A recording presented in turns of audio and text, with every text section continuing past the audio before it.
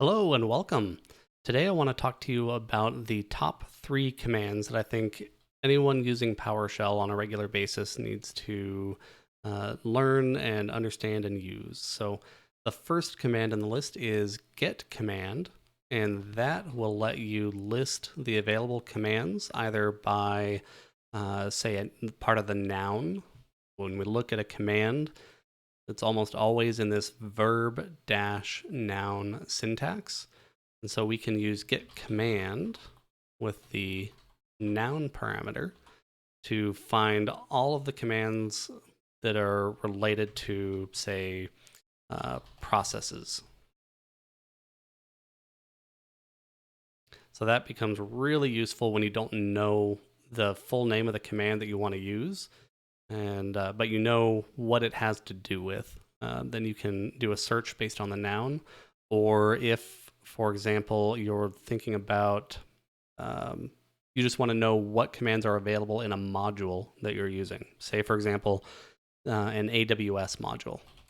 I can use get command dash module AWS star. Now, sometimes when you type a string like this, if you need to put a space in there, you'll need to wrap that in quotes, either single or double quotes. But if there's no spaces in the string that you're typing, then PowerShell will sort of assume that's what you meant.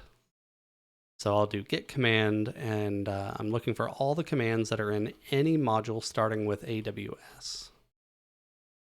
There we go. So there's quite a lot.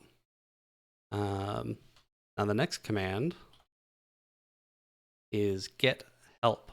So let's pick one of these commands. If I want to understand how to use this update IAM user function that I picked at random, I can do get help and just put that in there. Now with AWS modules, they tend to load a little slow. That one came up pretty quickly. So it gives us a short description, the synopsis. We get a more detailed description, and it tells us under the syntax all of the parameters that we can use with this commandlet. If I want more information about specific parameters, say, let's pick access key. So we know that it's accepting a string, but what is access key? So we can do get help with the same command name, but we would put in full. Now we have a couple of examples of how to use the command. And if we scroll up, there we go. So it's looking for, that doesn't tell me much more information, but that's not PowerShell's fault. And that is, AWS could, or Amazon could improve their documentation there so that we understand what an access key is and how to use it. But that's how you use get help. Something else that you can use is get help and then dash online. So that'll take you, if it doesn't work for every command, but for most commands, most modules that are widely used from Microsoft or Amazon, they will link to online documentation.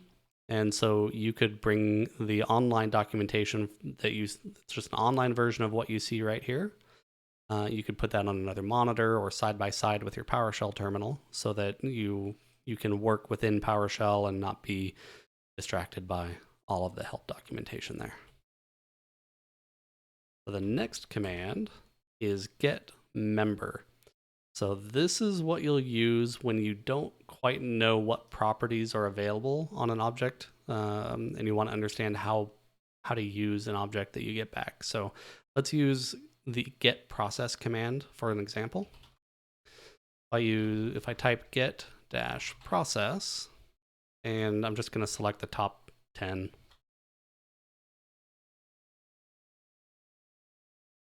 There we go. So this is what PowerShell thinks I'm interested in. They're making assumptions and formatting the output in a more user-readable format. Just putting the what they think is the most interesting information up front. But there's more to a process object than what we see here. So how do we work with these more? Let me save these processes to a variable. And I'll just take a look at it. Okay, and then I'll do get-member. And you can pipe to get-member straight from get process. So I'll just show you an example here, get-member. It'll give us the same results. And what this pipe does is it takes each object that is produced by the command on the left and sends it as pipeline input to the command on the right. And so get-member is actually going to get, I don't know, 100 different processes. And if there was anything in get process that wasn't a process object, then we would get information about the additional object type. But in this case, they're all the same type. So it's going to give us one definition here.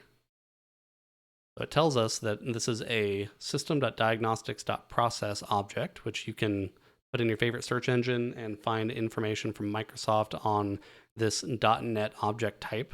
And we can also scroll down and see all of the different members. So a process object has some members, which are methods. Those are functions that you can call on the object. They have properties and events and things like that. So anything that is associated with, that's publicly accessible on that process object, that's a member. And so get-member shows us by default all of the different members of different member types.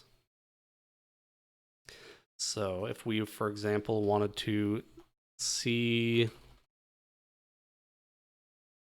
let me find my zoom it process. Get process name zoom it.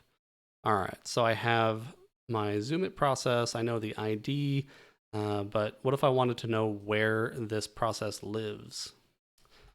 So I can get my zoom it variable here. That just allows me to get a handle or reference to that object that I can reuse. Now I have a little PowerShell formatting thing here.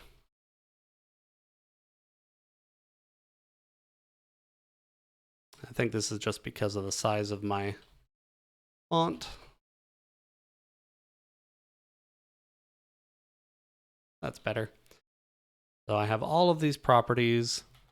I want to look at the start info. So I can see that this start info property is a process start info object. Again, that's a .NET object type that you can get more information on online. And so now I can see information about this process, the environment variables that were present when it was launched. What else can I see? Format list. About format list star. There we go.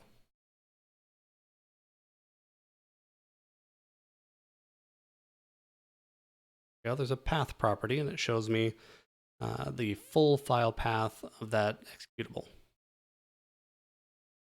So depending on what you're doing in PowerShell, get-member can be a really useful tool, especially when you're working with object types that you're not familiar with, or modules that you haven't used before.